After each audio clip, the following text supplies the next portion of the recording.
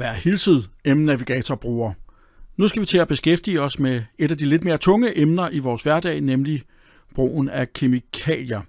På M-Navigator kan vi tilgå kemikalier enten via speedmenuen, via miljøregistreringer, kemimenu, som er den officielle indgang, eller via vores nye smarte fane, kemikalier, hvis du skal have hurtige informationer om et specifikt produkt.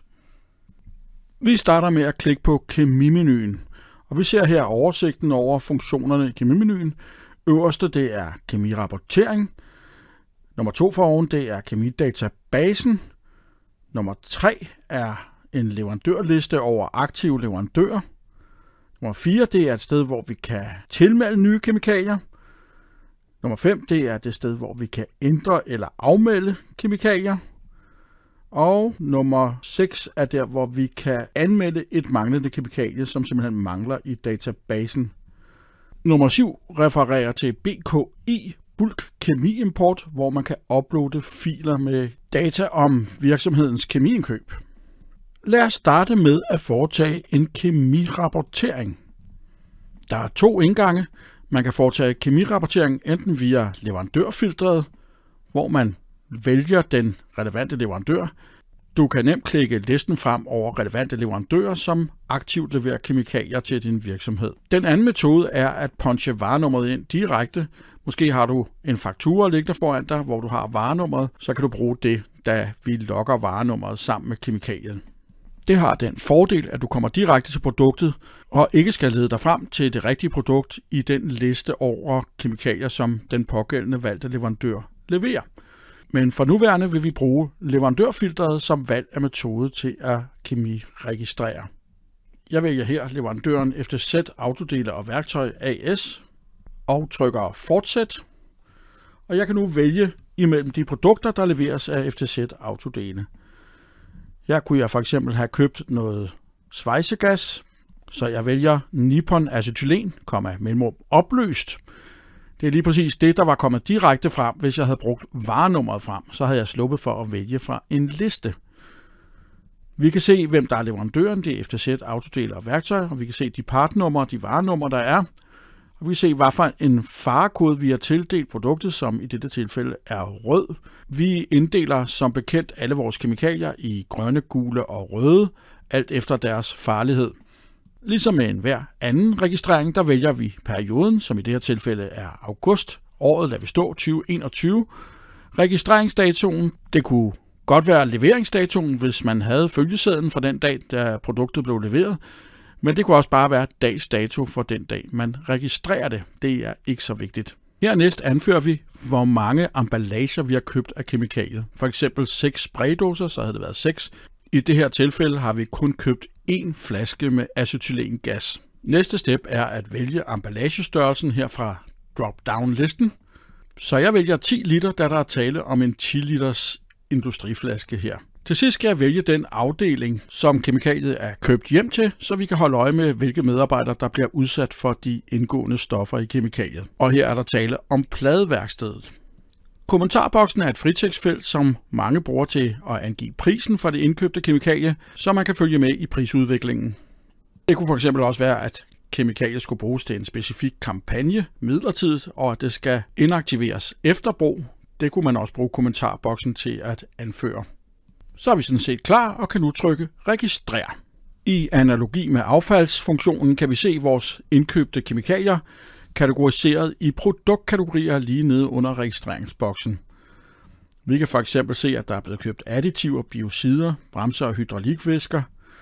Og vi kan også gå ind i de enkelte kategorier og se, hvornår og hvor meget der er købt af de forskellige produkter i kategorien.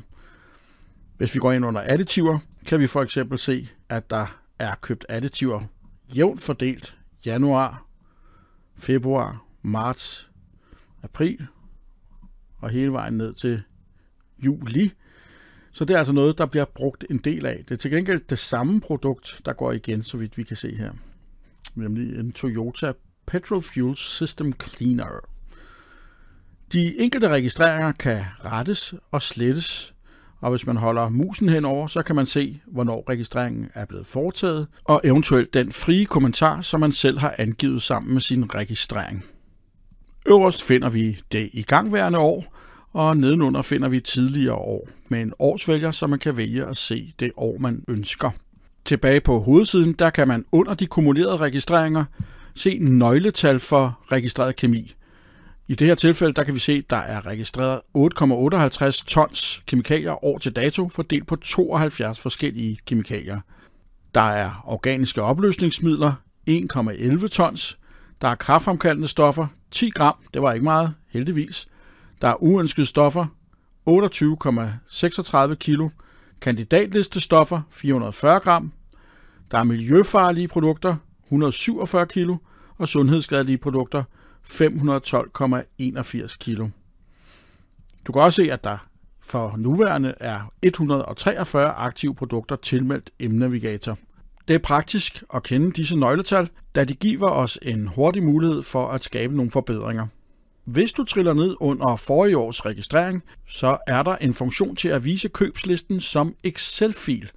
Det betyder, at du nemt kan eksportere data til Excel og videre bearbejde listen derfra. Direkte fra kemiregistreringen har du også mulighed for at tilmelde nye produkter, hvis du mangler nogen, eller ændre og afmelde produkter. I bunden af siden der kan du gå til leverandørvalget, hvis du skal vælge en anden leverandør for at komme videre i din registrering. Lad os komme tilbage til kemimenuen og gå videre med næste punkt, som er kemidatabasen.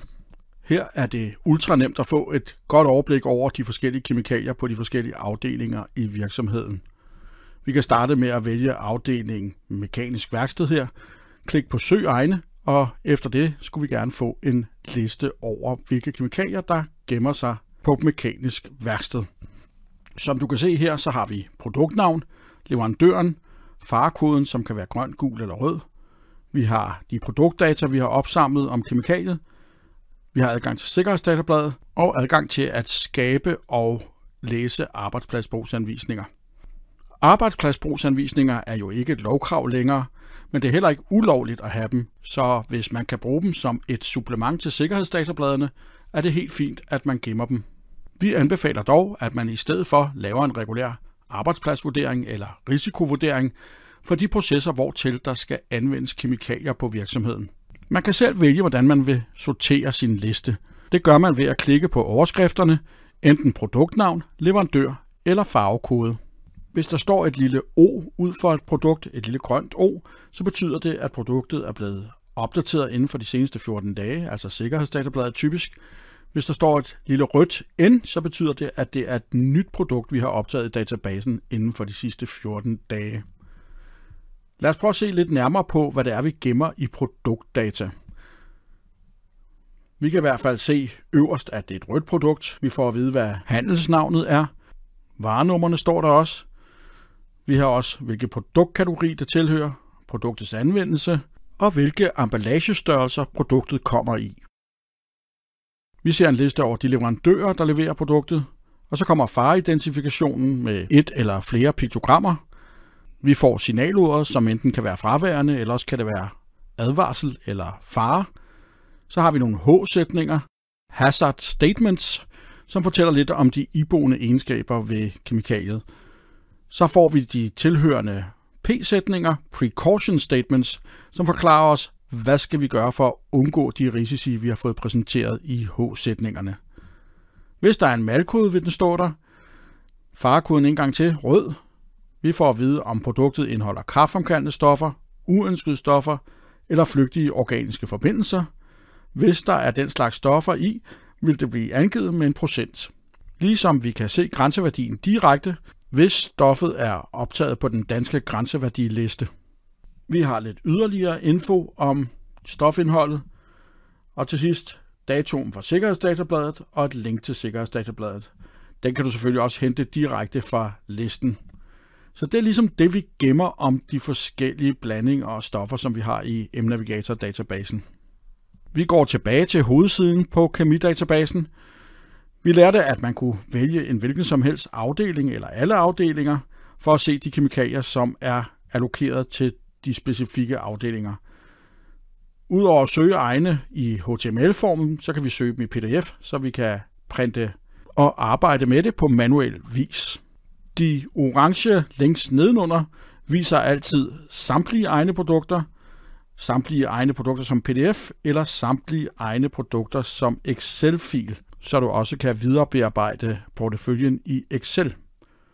Hvis du vil se på særskilt farlige produkter, så kunne det være, at du skal bruge en konditioneret søgning herover, kemiske hjælpestoffer, der indeholder kræftfremkaldende stoffer.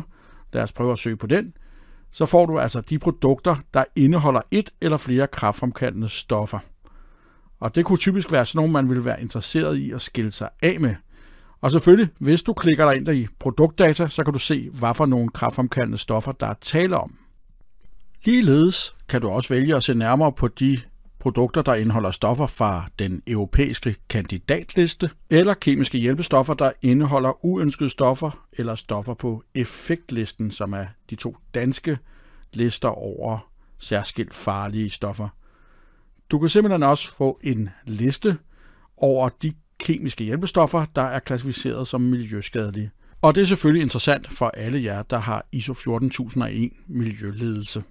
Nedenunder har vi mulighed for at søge frit i M-Navigator-databasen i samtlige kemikalier, som indgår i den. I skrivende stund ligger der i omegnen af 15.000 industrikemikalier, som bruges i Danmark, så der burde være god mulighed for at finde det, du søger. Her kan man søge med fritekst, eller man kan vælge, hvad for en produktkategori man vil søge efter. Vælge, hvad for en leverandør, om det er en specifik leverandør, man skal søge efter. Husk at bruge tricket med de 2 forbogstaver i leverandørnavnet, så du ikke skal lede hele den meget, meget lange liste igennem. Du kan også vælge, at du for eksempel kun vil se på grønne produkter, altså kemikalier med minimal fare. Når man har sat sine kriterier op, er det bare at klikke på Vis produkter. Hvis man gerne vil have en hurtig adgang til sine kemikalier, så kan jeg anbefale at bruge den nye kemikaliefane. Den, som vi ser her, det er en super hurtig database. Jeg kunne for eksempel skrive, at jeg gerne vil se på min acetone her. Det havde jeg ikke. Hvad med acetylen? Det har jeg. Acetylen opløst. Den kan jeg klikke på. Og så bliver jeg straks præsenteret for alle de oplysninger, der knytter sig til min svejsegas her. Der er sikkerhedsdatabladet, farepiktogrammerne. Hvis jeg klikker på et lille i heroppe, så kommer der varenummer frem. Vi har malkoden, revisionsdatoen på sikkerhedsdatabladet, faresætninger, de tilhørende sikkerhedssætninger, hvilke stoffer der er i, inklusive grænseværdier, hvis der er sådan nogle koblet til produktet, og en samling værnemidler, som bør være tilgængelige på alle danske industrivirksomheder. Den nye kemikaliefane på M-Navigator er særskilt dygtig til at hjælpe dig igennem med at skulle lave risikovurderinger for de processer, der kræver brug af kemiske stoffer og blandinger. Lad os komme tilbage til kemimenuen igen.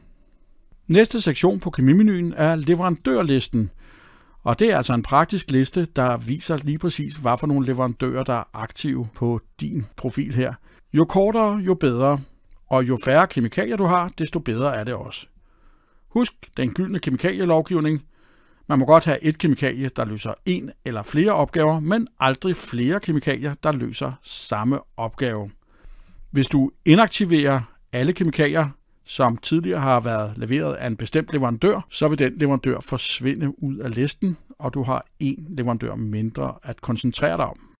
Men det er et praktisk redskab til at få et hurtigt overblik over kontaktoplysninger til de leverandører, der er forpligtet til at levere dokumentation til dig i form af sikkerhedsdatabladet og eventuelle købsoplysninger.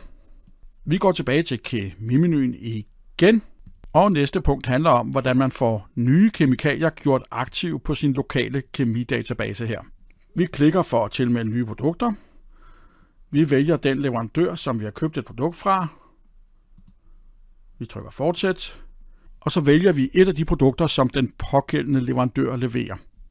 Herefter fremkommer produktnavn, leverandør og varenummer. Man kan godt vælge flere produkter på én gang ved at holde kontrol nede på sit keyboard, samtidig med at man vælger fra listen. Dermed vil der blive vist flere produktnavne og flere varenumre på listen nedenunder. Når vi har valgt vores produkter, vælger vi den eller de afdelinger, som skal bruge produkterne. Og til sidst klikker vi på Opret. Nu kan der registreres produkterne, vi har sikkerhedsdatabladet, og vi kan indarbejde kemikalierne i vores risikovurdering.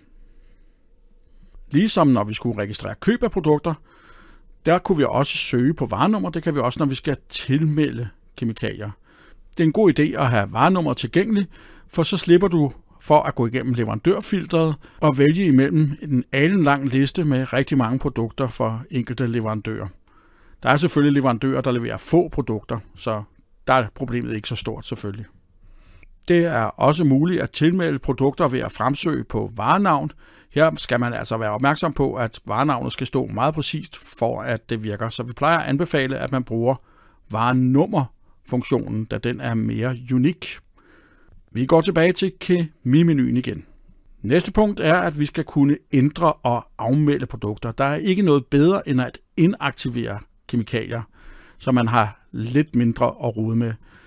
Så lad os se, hvad der skal ske her. Her kan man søge på de aktive kemikalier, for eksempel acetylen, og så kan jeg inaktivere min acetylen, hvis jeg ikke længere skal bruge den på værkstedet. Simpelthen klik inaktivere. Når jeg har inaktiveret et kemikalie, så forsvinder det ud af min aktive kemiliste. Hvis det er det eneste kemikalie fra en leverandør, forsvinder leverandøren ud af leverandørlisten.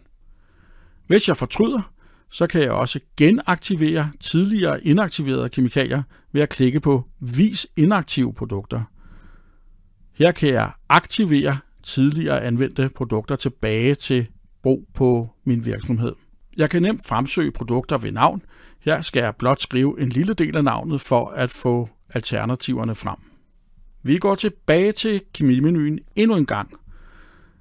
Hvis jeg nu forsøger at tilmelde et produkt, som jeg ikke kan finde i hverken alle kemidatabasen, eller jeg ikke kan tilmelde, fordi det ikke er til stede på den pågældende leverandør, så kan jeg anmelde et manglende kemikalie. Det gør jeg ved at klikke her og udfylde formularen. Jeg skal udfylde felterne med de røde stjerner, som er vigtige. Hvis det er en helt ny leverandør, som vi ikke har set før, så vil vi også meget gerne have leverandøradresse, telefonnummer og e-mail. Men handelsnavnet, det er vigtigt. UFI-koden, Unique Formula Identifier, hvis du har den. Varenummeret, det er en stjerne, den skal vi have med. Og så mængden i emballagen, altså hvor stor er emballagen, skal også med. Så klikker man send, og så har du oprettet en supportsag på det manglende kemikalie.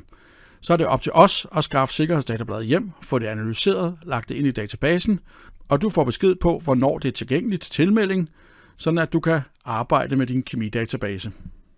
Så går vi endnu en gang tilbage til kemimenuen, og det sidste menupunkt refererer til BKI, Bulk Kemi Import. Det er simpelthen muligt at uploade Excel-filer til kemidatabasen, i stedet for at registrere sine køb manuelt. Det er en fordel, hvis du har rigtig mange registreringer hver måned.